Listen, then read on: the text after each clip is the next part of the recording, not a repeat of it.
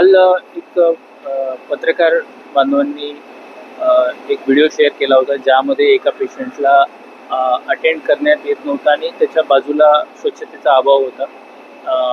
तर तो पेशंटच्या बाबतीमध्ये आणि इथल्या पूर्ण हॉस्पिटलच्या बाबतीमध्ये आज इथे व्हिजिट केली.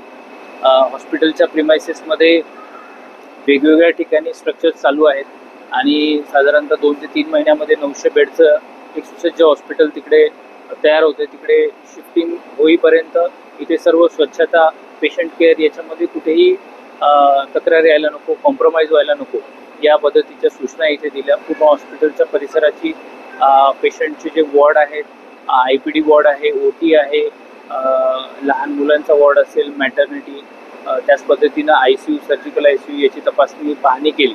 आणि कोविडच्या काळामध्ये गव्हर्नमेंट ऑफ इंडिया आणि स्टेट गव्हर्नमेंटच्या फंडमधून एक अतिशय सुसज्ज 100 बेडपेक्षा जास्त एक स्ट्रक्चर इथं उभारलेलं आहे आणि ते वापरामध्ये आणण्यासाठी मी सांगितलेलं आहे. कॅज्युअल्टी आणि मेल फिमेल वॉर्डचे जे सध्या काल जिथे तक्रार होती ते पेशंट, तेही टेम्पररी स्ट्रक्चरमध्ये एक शेड तयार करून ते ठेवले होते.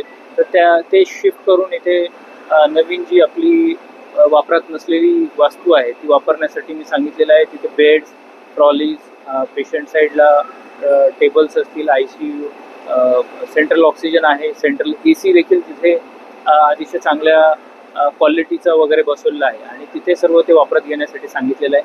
पुढच्या 15 दिवसासाठी सिव्हिल सर्जन यांना मी रोज स्वच्छतेचे फोटो मला रोज शेअर करायला सांगितलेलं आहे.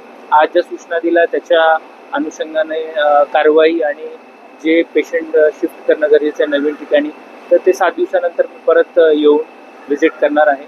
त्याच पद्धतीनं काही वापरात नसलेलं आणि जुनं सामान बरंचसं पडून आहे, त्याची निर्लेखनाच्या सूचना दिलेल्या आहेत. 7 दिवसापर्यंत या सगळ्या कंप्लायन्सेस, या सगळ्या सूचनांचं पालन करण्यासाठी सांगितलेलं आहे आणि 7 दिवसानंतर परत इथे भेट देणार आहे.